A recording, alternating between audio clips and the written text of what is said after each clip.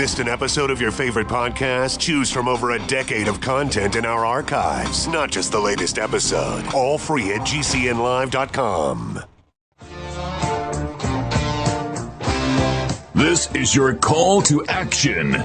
Get prepared, America. Economy, survival, energy, disasters. This is USAPrepares.com. Informative radio, educational radio. Interact now by emailing instructor@USAPrepares.com or text at 434-390-7953. Class, please take your seats. Now, your instructor, Vincent Finelli. Everyone all set? Cocked? Locked? Here we go. Your dial set correctly to a USA Prepares. We're delighted you're in class with us. We broadcast 2 hours each day, Monday through Friday, 9 a.m. through 11 a.m. Central Time, right here on Genesis Communications Network. Guineith Isaacs is live with us in Australia. Welcome, Guineith. Hello, Vincent. How are you this morning? I am well. I guess it's getting a little cooler in Australia as you go into toward the winter. Is that right? Well, we're actually heading into spring where we are. Oh. Yeah. Wow. Okay. So what's it's actually starting to get a little bit warmer. And That's nice. We had one of the seasonal milestones happen the other day. We actually had a blowfly appear. What is a okay? So what is a blowfly? Australian bush. What was that? What is a blowfly? A blowfly is a particular kind of fly that we get here, and they lay their eggs on meat, and usually it happens when something dies, like a kangaroo or whatever, in the forest, and the blowflies show up. They lay their eggs on the carcass, and it's there's a forest out there, and the other day one of our dogs got out, went for a walk in the forest, and came back with a hunk of rotten kangaroo meat. Yeah, that's what our dogs do. Yeah. Oh dear. And but the thing is that they don't appear in the middle of winter. It's too cold for them. So you've had a kangaroo die out in the forest, and the regular flies have shown up as well, the house flies, which are probably. And that's a marker in Australia for when spring has sprung, is that the flies come back, because this is Australia. There are flies. Yeah. And you've got this hand gesture. If you go into your favourite search engine and you type in the Aussie salute, that's AUSSIE salute, you'll get and you click video, you'll get a guy with a short video of a guy waving his hand in front of his face. And that is, it's called the Aussie salute, but what it is the guy waving the flies away. Well, we have something similar in our farm, and our dogs will bring back parts of dead animals. They'll bring them back, right to almost to the front door, the side door, back door. That's what they do. And along with that comes, flies and the odor of a dead carcass. Seems like they like them really rotten, Oh, yeah. It's disgusting. It's generally, oh my gosh, well, you can stay outside and, don't let the dogs inside, and definitely don't let them, lick you or go into your bed for the next 24 hours. Yeah, and something else they seem to like to do is they like to roll in it. They like to, get some of that smell on them. I agree. That's just dog. And it's like, oh my gosh, and the other thing is manure. especially dogs when there's a bitch on heat. Mm-hmm. They like to put on their aftershave lotion, which is, to impress the ladies. Yeah, we're talking about a female dog in heat. Female dog. Guineith, yeah, I'd like to tell you a story, something that happened, and it's germane to our plight here in all over the United States, in rural United States. There's a miserable company that trades by the name of CenturyLink. They have a horrible reputation for customer service, one of the worst in the country. And we are forced to use CenturyLink's services if we want to have a telephone line or if we want to have the internet here through DSL. We're forced to because they have a monopoly. There's no other provider that we can go to have the internet service other than CenturyLink, unless we want to use a satellite type or a microwave type system. Well, our neighbor called me, and he said that he's got the same lousy CenturyLink service that we have, except his is really, really slow. So I said, well, I know a little bit about computers. Let me come on over. So I went over on Sunday, and I looked at his computer. He said his daughter thought that she needed to buy him a new computer. He's maybe a couple years older than I am. So maybe, late 60s, maybe early 70s. And I said, no, I don't think so. He said he brought the computer to the computer guy, and they fixed it up, and they loaded some software. The software's out of date, and he's spending money on this computer, but he thinks that he might need a new one, but maybe it might be the modem, might be the router. He doesn't know. So I went over and I looked at it, and I diagnosed the problem, and he had hum on his telephone line, 60-cycle hum. Well, that's a problem. Mm-hmm. And then I diagnosed some more of the problem, and I brought a computer with me, and it worked, and it stopped working. So I got on the telephone line, his landline, and I called CenturyLink, and they have technical support out of the Philippines. And the Filipinos are really, really polite. They're just delightful. The only problem is they're not in this country. So they can't, and they're limited to what they can do. So I said, so what have you tested this line to perform at? And he said, 800 bits per second. Now, let me just share with you what that means. That's not very much. Well, in 1962, we in the world had telecommunications that ran 300 bits per second. In 1972, 10 years later, we were up to 1,200 bits per second. And what I mentioned was that he had 800 bits per second. So less than the speed that was attained in 1972. 1980, and I did a little bit of research to figure out, how speeds have progressed. 1980, we were at 2,400 bits per second. 1984, 4,800 bits per second. 1993, we're at 9,600. And one company even had 14,400 bits per second in 1991. 1994, just a couple of years later, this guy is still using 800. Right. So in 1994, we were at 28,800. 1996, 33,600. And by the year 2000, we're at 56K or 56,000. After that, we hit 1 megabit per second, 1 million bits per second, and then 1.5 million, and then 3 million, and then we kept going on and on and up. So he's at 800 bits per second. I think here it's about 16 megabits per second or something like that. Mm-hmm. Well, he was at here. At 800, which was unacceptable. And the problem is that when you go to a website, you get nothing but commercials, advertisements. And it would take probably 8 to 10 minutes to load a page with all the advertisements that you are forced to receive from the websites that you visit. And all he wants to do is do some banking. That's all he wants to do. He doesn't want to surf and watch movies. Couldn't watch a movie. Impossible. Couldn't watch a YouTube video. Impossible because the speed is so slow. So I was on the phone with CenturyLink and their technical support in the Philippines, and they told me that he had 800 bits per second. And I said, okay, look, we need to have a technician. They said, okay, we'll send you a modem. I said, no.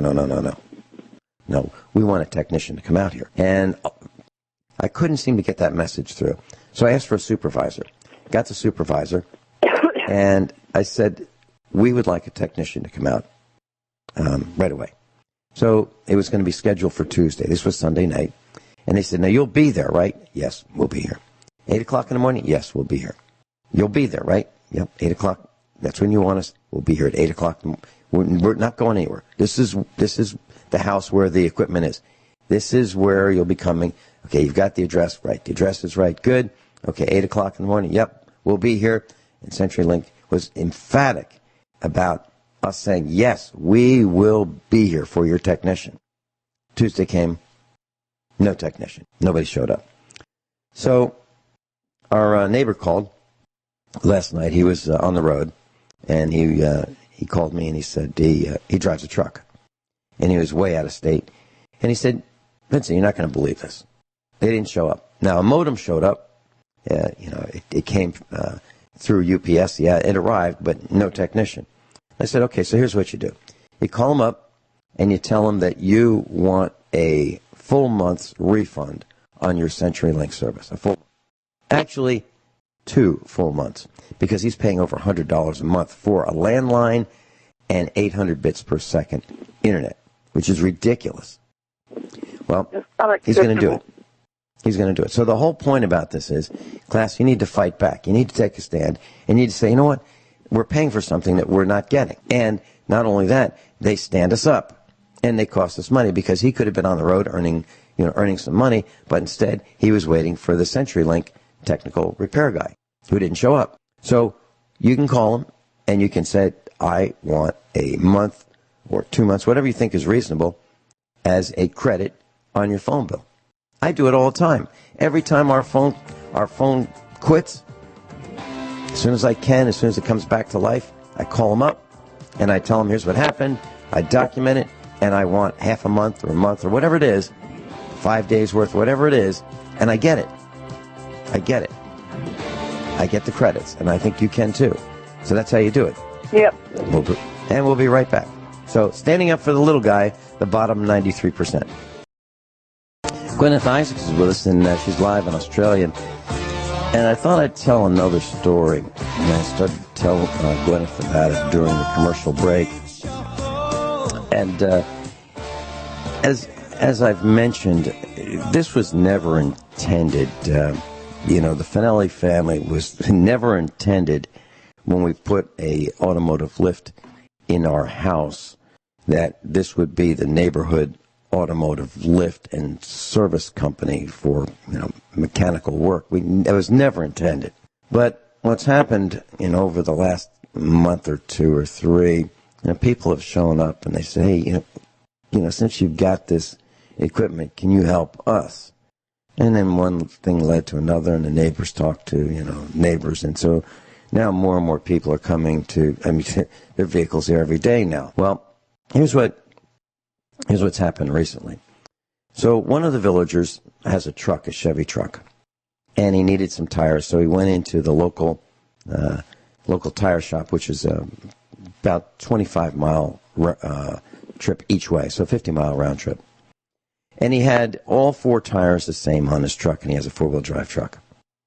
And he came back with new tires on the rear of his truck, but they didn't match the front tires. So this is like the big tire shop in the nearby town. But they didn't have tires to match the ones that he had on his truck, and they sent him back with 2, brand A for the front and brand B for the back. Next time he went to get tires, he needed tires for the front. So instead of selling the same kind of tires that they just sold him for the back, they sold him a different brand for the front. So now he still has mismatching tires from the same tire shop. And then while we were changing the oil, when I say we, I'm talking about our son. But he asked me to, look at the vehicles as, just a second pair of eyes. I noticed that the front end was out of alignment, and of course he knew that too. And I told him it was a camper problem. And so he told the owner of the vehicle and brought it back to the same company for front end alignment. The problem is, Why do we keep going back to the same places that do a lousy job? Why didn't the the tire company that has a front-end alignment and rear-end alignment and four-wheel alignment equipment, why didn't they say, hey, you know, your car's out of alignment or your truck is out of alignment. You know, we need to, if we're putting new tires on this thing, why don't we do the alignment so you don't wear them out in 1/4 the amount of time that you would expect these tires to last? So that's one thing. Next thing is, I mentioned this before, that there's a company that changes the oil, you know, local small service company. People bring their cars in there for a quick oil change, and they didn't have the right oil filter. So they drained the oil and took the old oil filter off, and they said, shoot, we don't have one of these. Oh. Well, let's put the old one back on. So they put the old oil filter back on, but changed the oil. What kind of nonsense is that? Then another vehicle came in here, and it was like a bus, commercial bus. And I wanted to know about the, you know, I thought something just told me, I had this premonition. I want to know what's going on with the front wheels. So we jacked it up, and I spun the front wheels, and I said, these wheel bearings are too tight, way too tight. Now, I know things that my son doesn't know, and the reason is because I've been doing auto work since the 1960s. So I've seen the progression of wheel bearings to hubs and front-wheel drive and all-wheel drive and four-wheel drive. So I've seen these, you know, the progression. So I understand this. And I took the hubs off, and I have them in the studio. I've got these two nails, and I've got them right here in the studio. I'm just kind of tapping these nails together as a memento of, I can't believe that in a commercial vehicle someone would adjust the wheel bearings and use nails to hold the spindle nuts on the axle to hold the front wheels. Well, really? I mean, how is that possible? It doesn't happen. They use nails? Yeah, common nails. Right? That's exactly right. Crazy. And they were common nails. And when they hammered the hubs on, or the hub caps, these little dust caps that hold the grease in, the nail heads, these, you know, I'm talking about common nails. The nail head punctured the aluminum cap that holds the grease in it. So now that the caps had a hole that let water and dust in. I'll tell you a little bit more about this because these are the kind of vehicles that are all around you on the road. Guineith Isaacs is with us live in Australia. I'm Vincent Finelli. We're talking about unsafe vehicles, and we're talking about unsafe practices, and we're talking about what I have seen firsthand with other people's vehicles as they bring them to our farm for repairs. And I mentioned that we'd never had the intent of fixing other people's vehicles. We got more than we can fix ourselves, you know, for our own equipment. But what's happening is we're learning how poorly maintained vehicles are and how poor the quality of craftsmanship of mechanical work is around here.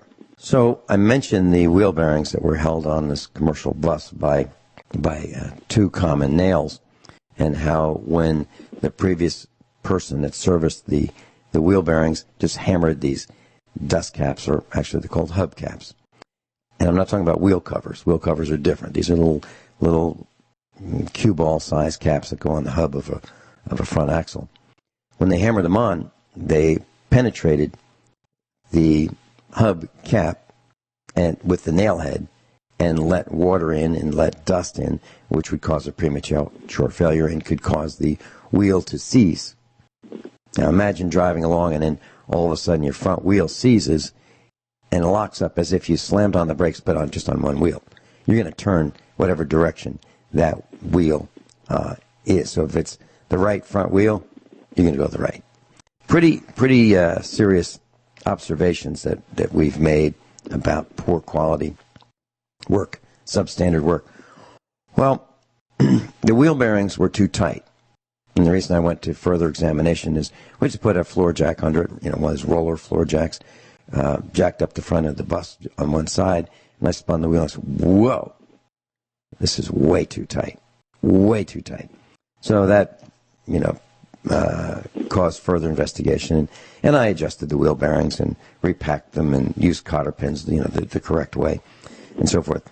Next thing that we saw was a brake job. And our son was on the phone with one of his customers, and the guy said, he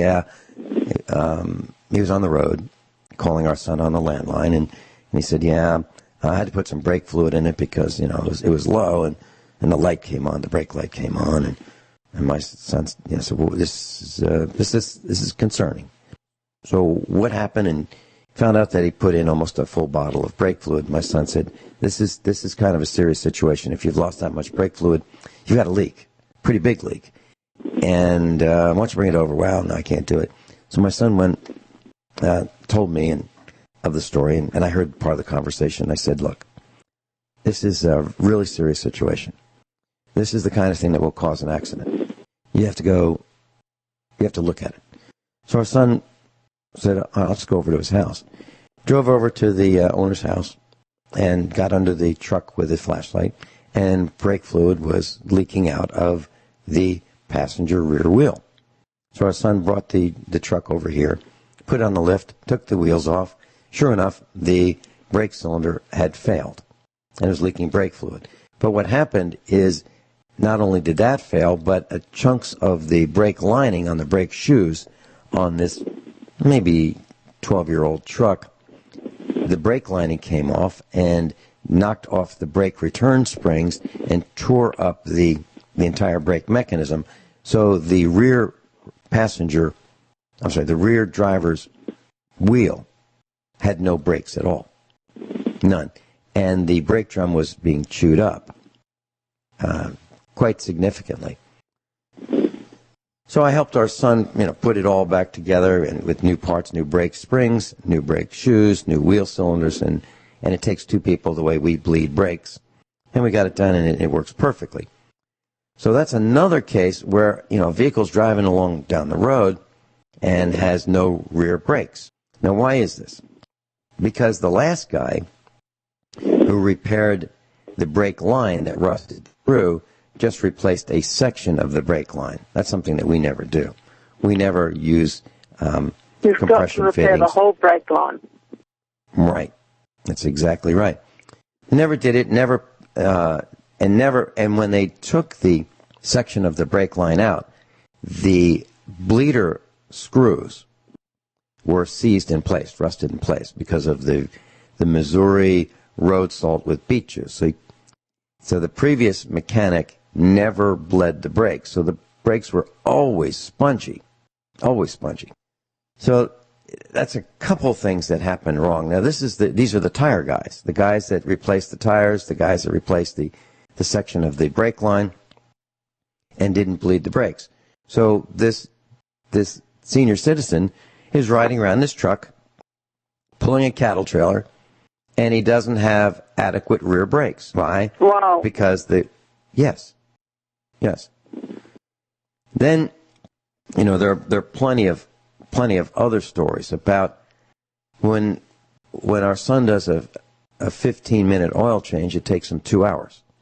He is not capable of doing a 15-minute oil change. Neither am I, because it doesn't take 15 minutes to do an inspection of a vehicle. I'm not talking about a inspection that the government demands that you do for your vehicles. I'm just talking about just looking at a vehicle to see if everything is connected right, everything's working right, and prevent failures going down the road. That kind of, just a normal inspection that we would do for our own vehicles takes a couple hours. So the first thing we do is when the vehicle has warm engine oil, we'll put it up on the lift, immediately pull the drain plug out, let the oil drain out for 2 hours. And right after the drain plug comes out, the oil filter comes out, and it drains for 2 hours at least. Now, when I do my vehicles, it drains overnight. But I can do that because I plan it that way. But our son's customers want their vehicles back the same day. So we can't do that. So while the oil's draining out, and while the oil filter housing is draining, the old dirty oil, he looks at the shock absorbers, he looks at the serpentine belts, the water pump, he checks the battery fluid, the electrolyte, he checks the battery voltage, he checks the charging system, the air cleaner, pulls the inspection plug on the differential in the rear, and he finds the same thing on all the trucks. All the trucks around here are low on differential fluid. Why? Well, because the heat is causing the oil to volatilize, and there's less lubricant in the differentials. Now, if you get to the point where That's there's amazing. not enough, It's so hot there that it does that. yeah. Well, here's part of the problem. See, a lot of the trucks here don't use, because they're older. I'm not talking about antiques. I'm just talking about older trucks. They don't necessarily have synthetic lubricant in the differential. Gear oil, you might call it. Well, the conventional gear oil will boil at a lower temperature than synthetic. So what happens is it overheats and it kind of boils off. Well, why does it do that? Because, well, the temperatures are hot outside, and a lot of the people who live here have farms. Just about everybody does, and they pull trailers. So there's a lot more heat that's built up in the differential, and it causes the fluid to volatilize, which means that we don't have enough fluid in the in the differential or the transaxle, and it can cause a really, really expensive failure. What does a rear end in a truck cost? I don't know. By the time you have it replaced, a couple $1,000s. So we check everything, and our son is just used to doing that. So he actually charges a little bit more than that 1999 quick oil change place, but they get 2 hours of mechanics labor for just a little bit more than that oil change, where they don't check anything except, the oil that they've drained out and refilled. So there's a false economy in going to one of those quick change oil places. And it was really kind of neat. I get a chance to meet our neighbors in the village, when they come over, and if I'm outside or helping our son, and we chat. And one of them was telling me that she thought that the quick change oil places were better because they were able to do it so fast. And I explained to her, you can't do it fast. It's impossible. You can't check everything and do it fast. And during the commercial break, Guineith, you and I were talking about the gas stations or the service stations, as they used to be called, back in the 1950s and the 1960s. And you'd bring your vehicle in, and the guy would pump the gas for you. And he would lift the hood and check the oil. And while he was checking the oil, he'd look at the belts and the battery and, do a quick visual inspection. That doesn't happen anymore because there aren't service stations. What we have is gas stations and convenience stores. So you pump your own gas and you get that cup of coffee or that soda or that, that stuff that looks like it could be food, but, it's wrapped in a package and it's, a packaged poison. That's what you get at a gas station. You don't get service at a gas station in terms of automotive service. And because of the educational system, people don't know what to look at under their hood. As a matter of fact, Michael Moore, who would walk around with a camera, met with the CEOs of lots of the major auto manufacturers. And, he asked the CEO of Ford, Chrysler, and General Motors, can you show me how to change the oil on your car? Meaning your Ford, your Chevy, your Chrysler. And only one of them knew where the drain plug was. Only one. So here we have the CEOs of automobile manufacturing companies that can't change their own oil because they don't know where the drain plug is. How's that? That's how far we've fallen. Amazing. Mm-hmm. Just absolutely amazing. How could you not know that? Especially, a lot of, it used to be up until, I don't know if they still do it, but you get a book when you buy an automobile. Oh, you still do? It's something of a manual of how that particular automobile works.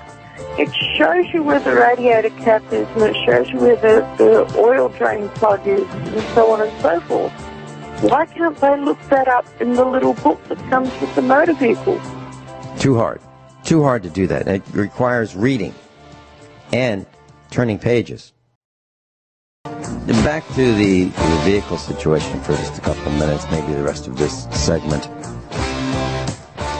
We have an account with one of those national auto parts stores. And now they deliver to us because the purchases, the volume is significant enough that, we can call them up and they'll deliver auto parts here twice a day to our farm. And so the brakes that our son ordered were from one of these national chains. Nicely packaged, nice brown box, nice label, made in China. So the brake wheel cylinders were made in China, and the brake drum, this heavy steel drum, made in China. And I believe the brake shoes themselves were made in Mexico. So to do a brake job, I'm not sure if we still make enough parts in this country to do the job with American-made parts. When I was selling auto parts back in the 1970s, high school era, I was behind the counter, the brake drums, brake rotors were Wagner, Kelsey Hayes, American companies. The brakes were Morak, or, brands that were American-made. And not only that, with brake shoes, drum brakes, you had a choice. You could buy relined brakes or you could buy all new. A relined brake used recycled brake shoes. The brake shoes don't wear out. And the friction material that was riveted or bonded with like a high-temperature glue, those you could save a little bit of money and buy, relined brakes.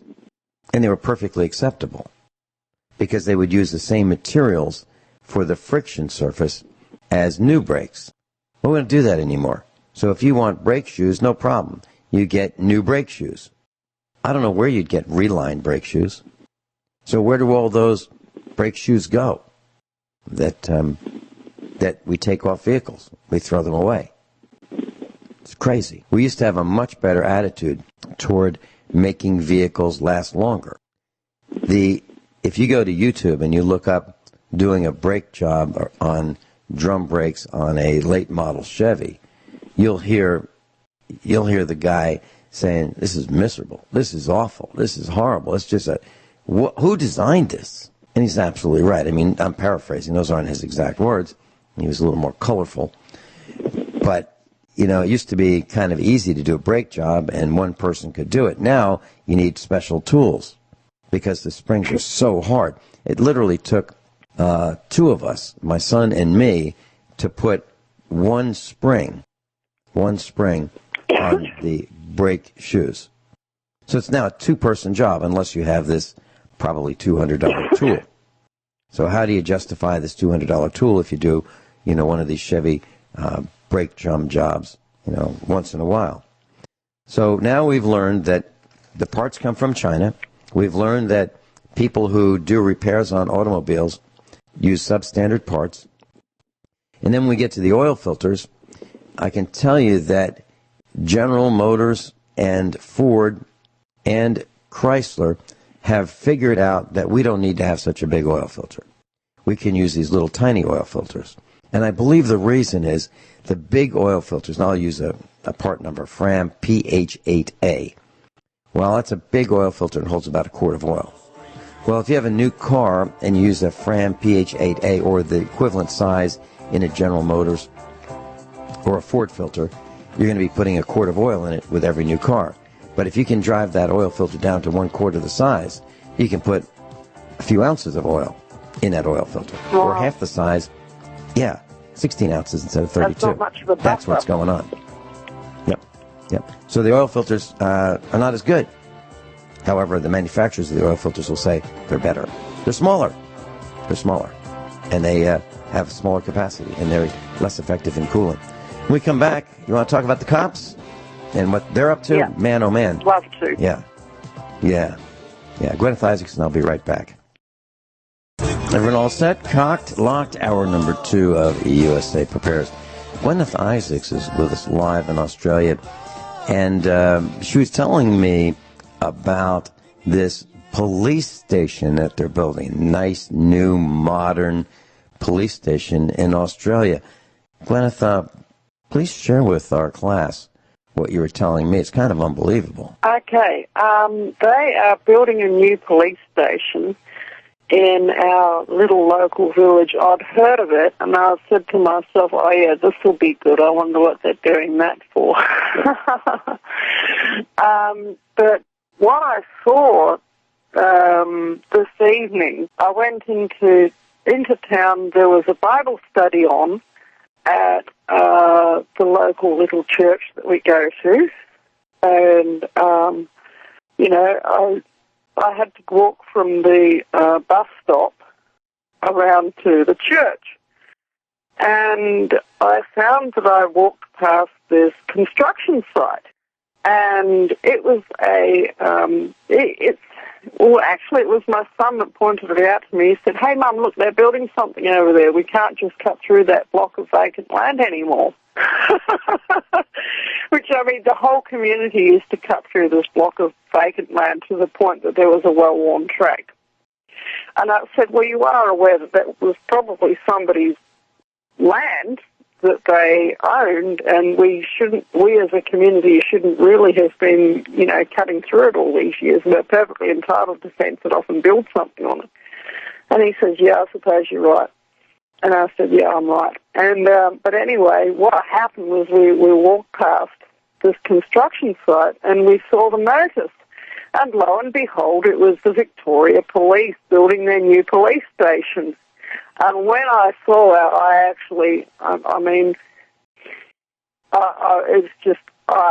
I have a visceral reaction to them, whenever I see anything that they're doing, because they've been so evil. And so I must confess, I did drop the F-bomb when I saw that. And anyway, we walked around. We did not trespass on the site, of course, but it's quite easy to see what's going on, especially coming from a family where particular people in the family have built houses.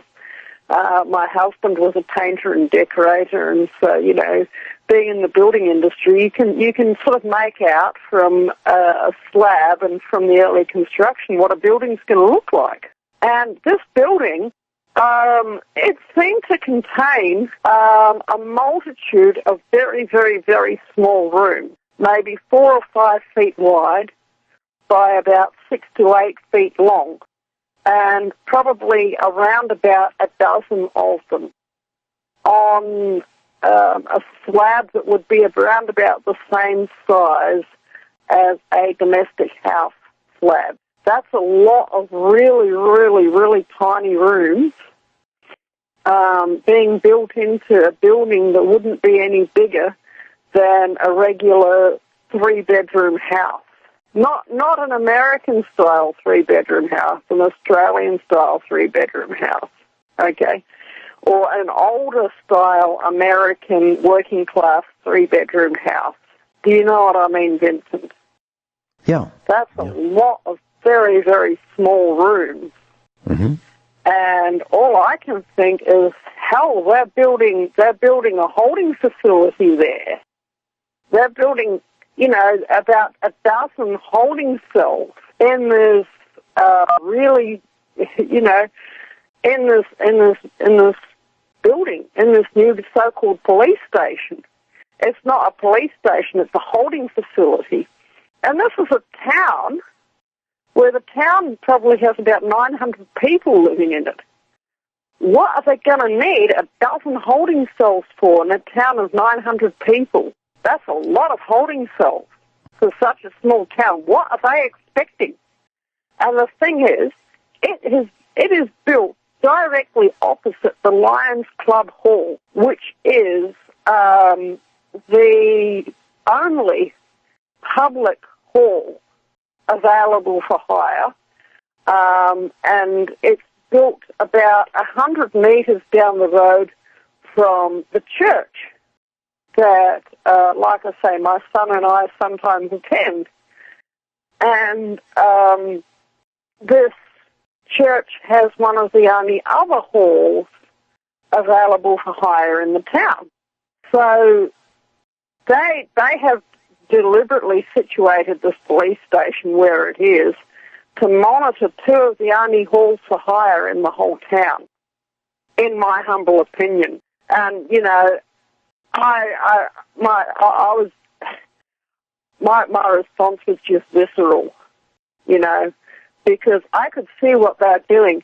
They're going to be monitoring meetings, and they have deliberately cited this police station for that purpose. In my humble opinion, I could be completely wrong, you know, but they've got a zero reputation standing as far as I'm concerned, and it's a matter of 100% of the coppers around here are giving the other 0% a bad name.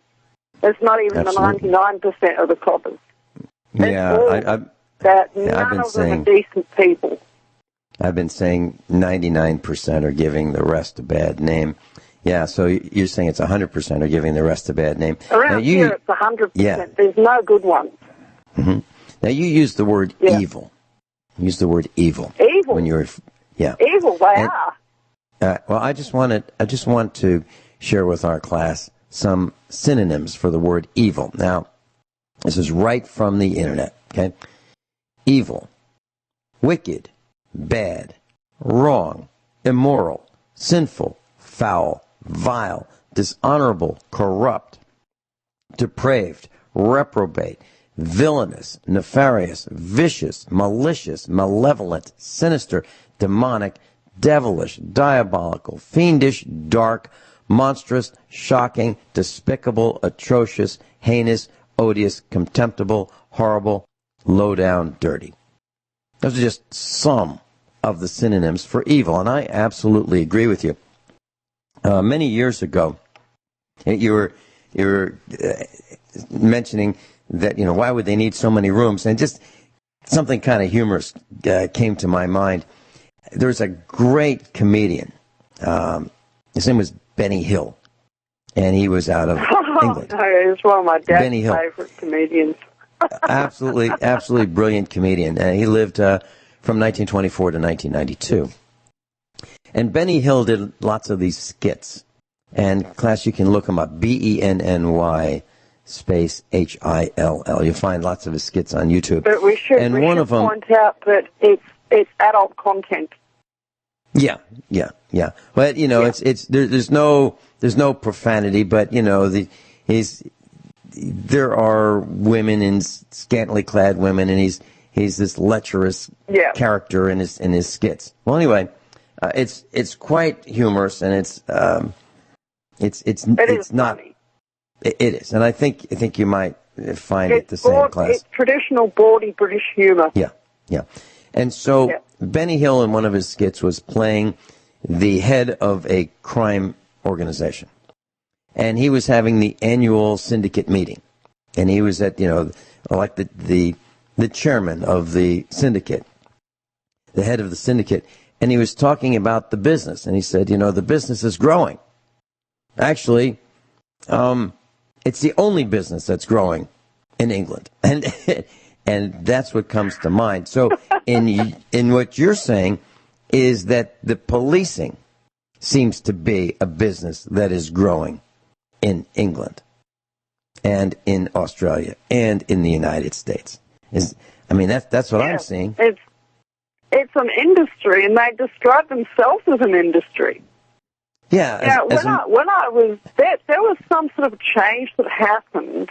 As far as I can remember, sometime in the 1980s, maybe late 1970s, but definitely by the time that the 1980s had rolled around, it was well entrenched, from what I can remember. It used to be that in the 1970s,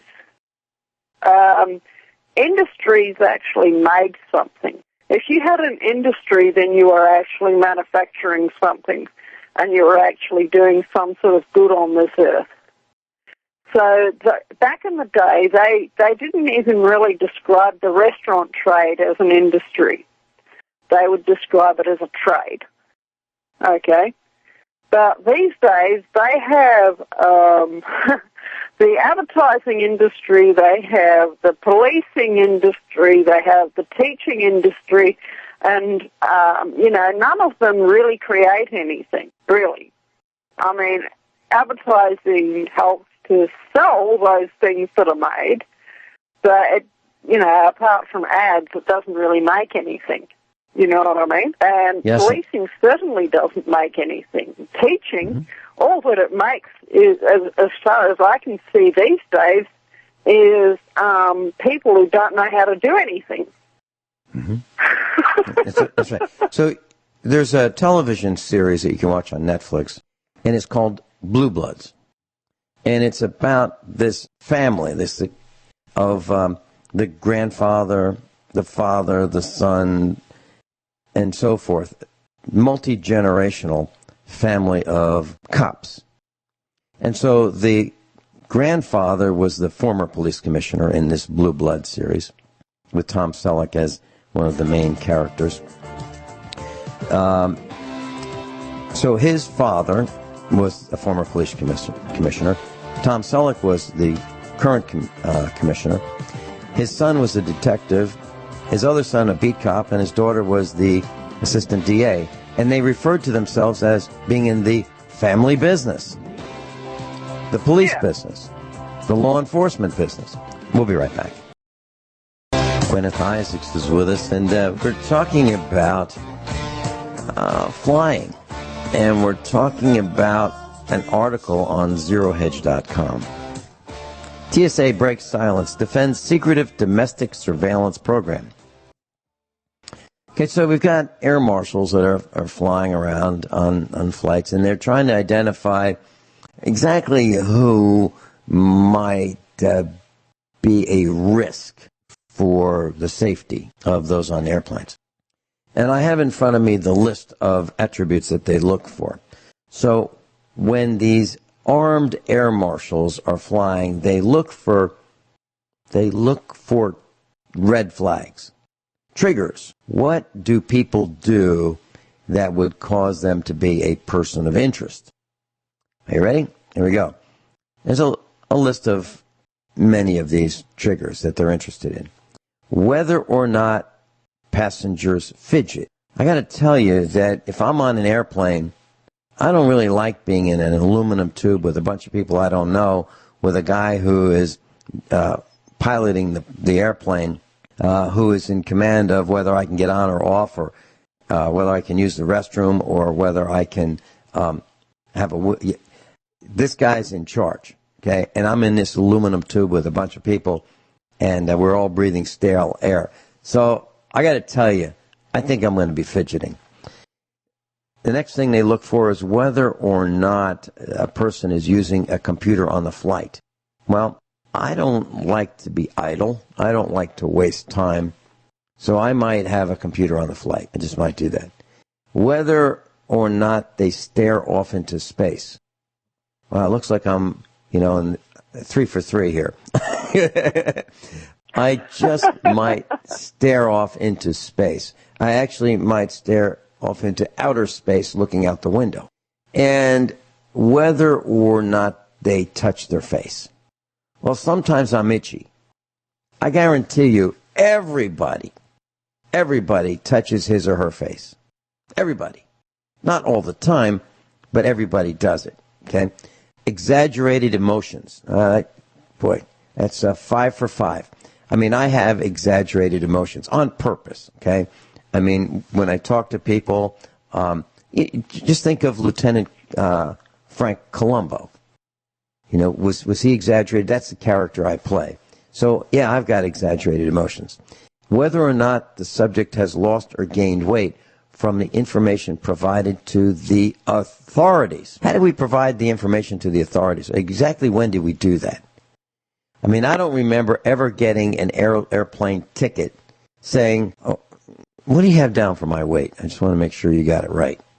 I mean, I don't ever remember that. So is that through facial recognition when you're walking into the line or being in line or getting your ticket? They've got your facial recognition. They go, "That funny-looking guy's Finelli. Okay, that's Vincent Finelli. He's supposed to weigh 138 pounds. I think he's gained a little bit of weight. I think he's like 140 now. Or I think he's down to 134. That's a concern. What's he up to? Why has he lost weight? Why has he gained weight? The next item they're concerned about is whether or not the subject has facial hair, tattoos, or piercings. Well, that doesn't apply to me, because I don't have facial hair. I don't have a mustache, a beard, or tattoos or piercings. So that's the one item that doesn't apply to me. Whether or not they slept during the flight. I've got to tell you that, I don't fly anymore and I don't want to. But I slept during a flight. Who hasn't? Here's another one. Whether or not they've used the bathroom on the flight. Well, it depends, right? It depends on how long the flight is. And some of these flights you can sit for an hour before you take off. So you get in this hot, sweaty airplane. You're a little jittery. You're a little apprehensive about, is this thing going to take off? Is it going to stay in the air? Is it going to crash? A lot of things can go wrong. And so, if you're a little nervous, you might use the bathroom on the flight. And how were you picked up when you arrive? Well, sometimes I take my own vehicle. Sometimes I'm picked up. What does that mean? But, so I checked off all the boxes except for the piercing, facial hair, and tattoos line. I guess I'm a person of interest. So, Guineith, we were talking on air about the marshals, the air marshals, and we're talking about this list of things that people might do, behaviors that are being surveilled. Touching their face, fidgeting, exaggerated emotions, whether you slept on the flight, whether you used the bathroom. What was your reaction to that? Does that sound like something you might do? I said, well, most of the things on that list sound like somebody with Tourette syndrome. Yeah. Yeah. And Tourette syndrome, can you describe what that? Yeah. Okay. Yeah. Tourette syndrome is a type of heavy metal poisoning. Okay, often mercury poisoning, or sometimes some other heavy metal, and it's often a result of vaccine damage. Okay, and I suffer from Tourette syndrome, and I have since I was about the age of 12, and I first exhibited this after I received the rubella vaccine when I was 12 years old. And so when I am concentrating, like for instance, if I'm working on a document on my laptop, my face will make all sorts of interesting expressions. And I'll twitch, and I get vocal tics. They used to be really, really bad when I was a adolescent. And the thing about Tourette syndrome is that usually as the person goes into adulthood, they learn to control the symptoms. But, if somebody's confronting this person with Tourette syndrome, they might get dropped with an F-bomb. I'm talking about the person might tell them to politely go away. But not so politely, you know what I mean? Yeah, and you don't know what you don't know what's going to come out of that person's mouth. About 1% of school-age children. You don't know what's going to come out of that person's mouth. Yeah, 1%. 1% of school children have and adolescents have Tourette's. TOURETTE' syndrome, and I saw a guy with Tourette's syndrome in a store. And they can have tics, really, really bad ones sometimes. And situations, that are new can make them really, really nervous. And they exhibit this nervousness by things like coughing, things like, going, randomly, like I say, randomly using foul language. And a lot of people with Tourette syndrome, to alleviate the ticking and the language and the vocal tics, they will get up and they will walk up and down. There's nothing wrong with them. Yeah, and I saw one in a store. Syndrome. I saw one in a store, and the manifestation is maybe a twitch of the shoulder, like a spontaneous movement. Shoulder twitches, the head twitches, and then things come out of their mouths, like just walking along, in the aisle of the store. Well, that one's ugly. Wow, she's fat.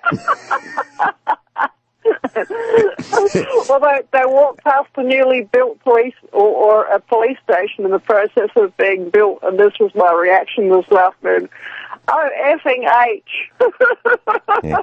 So it happens. Just the rush of emotion that I just turned to her and I said, oh, effing H, what's going on here? Yeah. And it was out before I could, and that's absolutely typical Tourette's-type behavior. And this was on my way to a Bible study at church. Praise the Lord. So it doesn't matter if you're a Christian or what, you can still be afflicted by it. It's very embarrassing for people who are seeking to live a godly life, because the other people who seek to live a godly life just don't understand. Yeah, imagine having a friend over to your house, and you're having a little get together, maybe a birthday party, and we've had this.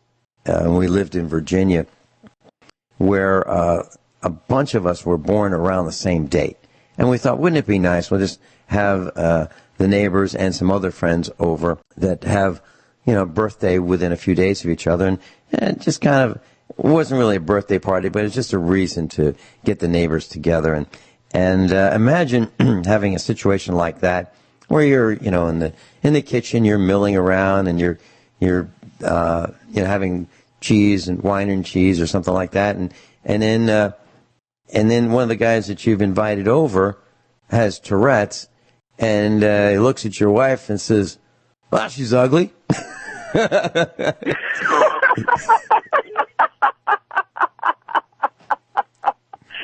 Yeah, but that's exactly the sort of thing they do. But like I say, usually, as people, they learn to live with their condition, and they learn to, they learn to control themselves, or they'll get out of the room and just sort of scratch the side of their head, or whatever their favourite behaviour is when nobody's looking.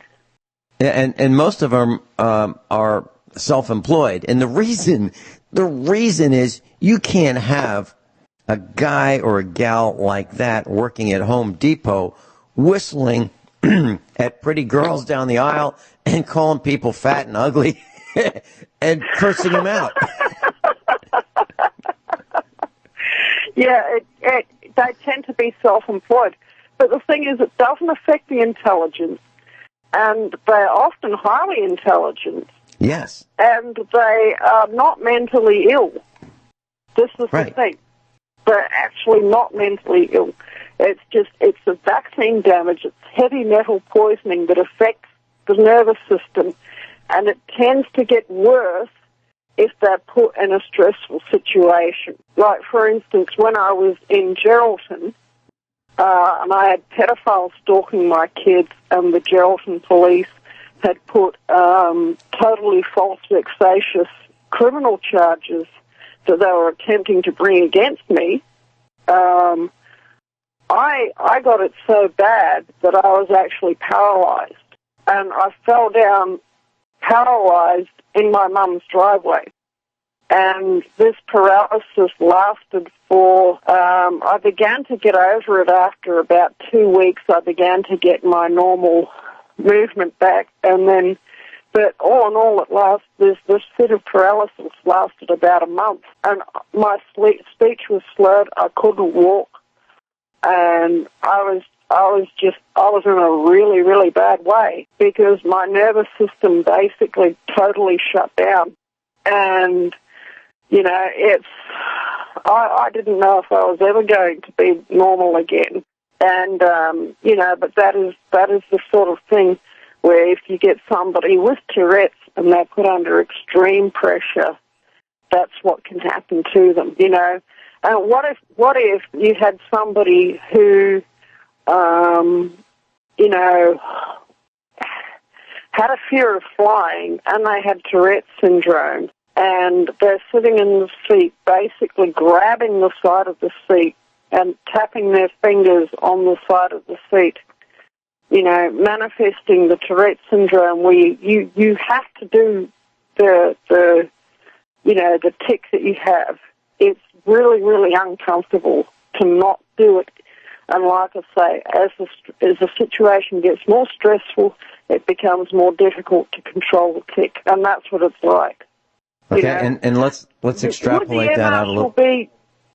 Would the air marshal be concerned about that? And then the air marshal comes to them and says, "Oh, are you okay?" And then they get told to F off. That is absolutely in sync with what I have seen firsthand. Yeah. And okay, right. So let's extrapolate this out a little farther. So you're walking down the city street with Tourette's syndrome, and you see a cop coming toward you.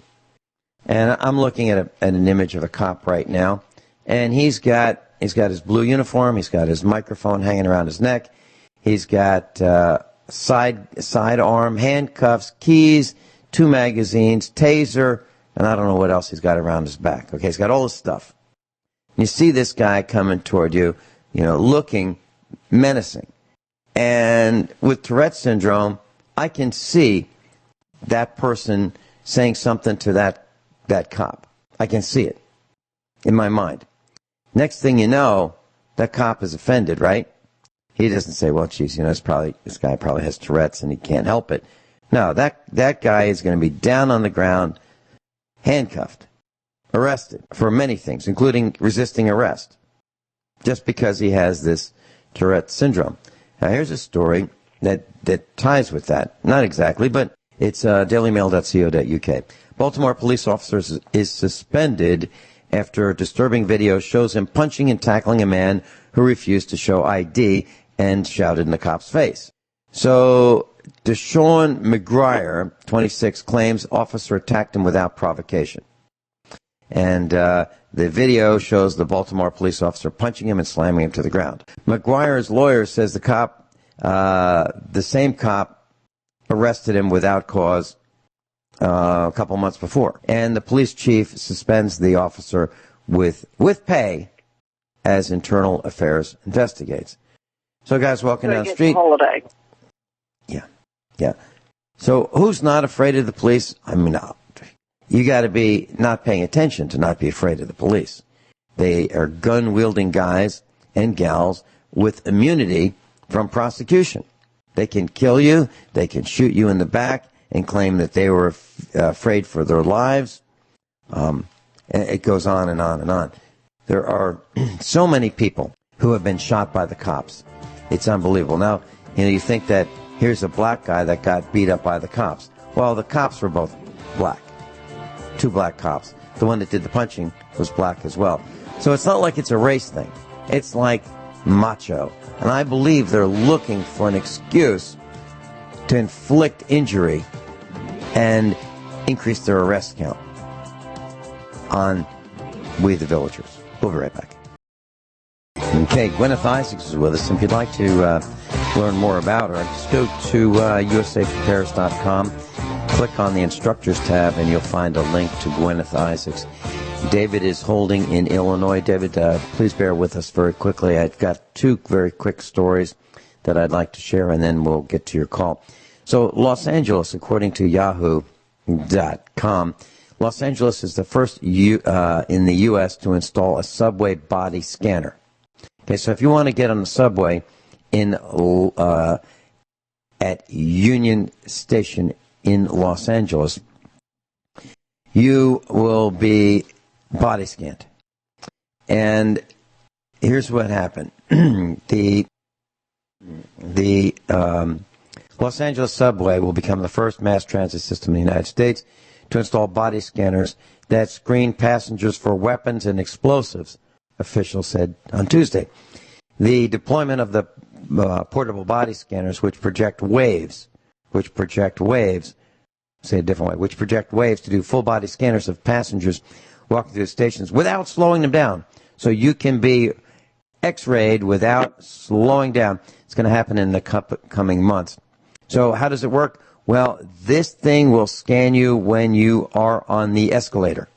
This thing will look at you and see through your clothing as to whether you are carrying something that they don't think you should be carrying. How far? 30 feet.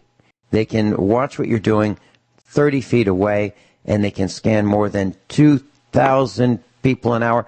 But they're dealing with protecting your safety. Okay, that's one thing.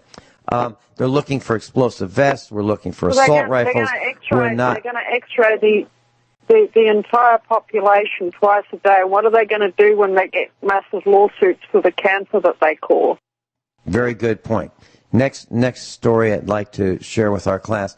So a state of Georgia, United States of America, police chief defends tasing an 87-year-old Syrian woman who didn't speak English as she would. Well, here's what she was doing. Now, I'm sure we can all envision this. So this woman's not even 5 feet tall. She was tased by a cop. She doesn't speak English. She was cutting dandelions with a kitchen knife. So she's cutting these dandelions. Obviously, she's going to put them in her salad. Oh, no, I'm not kidding. So the cop is saying, drop the knife. She doesn't speak English. She looks at him, drop the knife, and she's not attacking anybody. She's bending over, cutting dandelions outside the fence of a local boys and girls club. She lives in the city. She's cutting dandelions across the street from her home, okay, outside the fence of a boys and girls club. So she hasn't gone into the property of the boys and girls club. She's cutting dandelions with a kitchen knife. Now, what is a kitchen knife? Is that like a sword, or is it a butter knife? Well, I don't know. But obviously, she's not causing any problems. She was arrested, tased, and charged with criminal trespass and obstructing an officer. And the Georgia police chief says that this copper was justified. The cop needs to be arrested and charged. The police chief needs to be fired. The mayor needs to be fired. There needs to be a citizen review of the whole thing and put all of these criminals in jail, not the woman. She didn't do anything. I can visualize my mother and my grandmother doing exactly the same thing. David in Illinois is with us. Well, she was Syrian. David, we've only got a couple minutes. Please. Yes. Yeah. Anything under that 21 feet, the cops, if they feel any threat, anything, they're so wired up, they are trained to shoot you until you don't move anymore.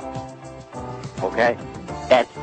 Shoot you until you don't move anymore, including, but not limited to, when you're already dead from them executing you. Exactly. Including 87-year-old ladies cutting flowers for their fellows. They always protect their own. They will never, and you'll never see them get sent home without pay. Yep. Very good. David, thanks for calling. I'm sorry we had so little time. I just had to get through those two stories. David, don't be a stranger. We'll see you again. Guineith, thank you so much for staying up late in Australia to be with us. God bless you all and have a lovely day.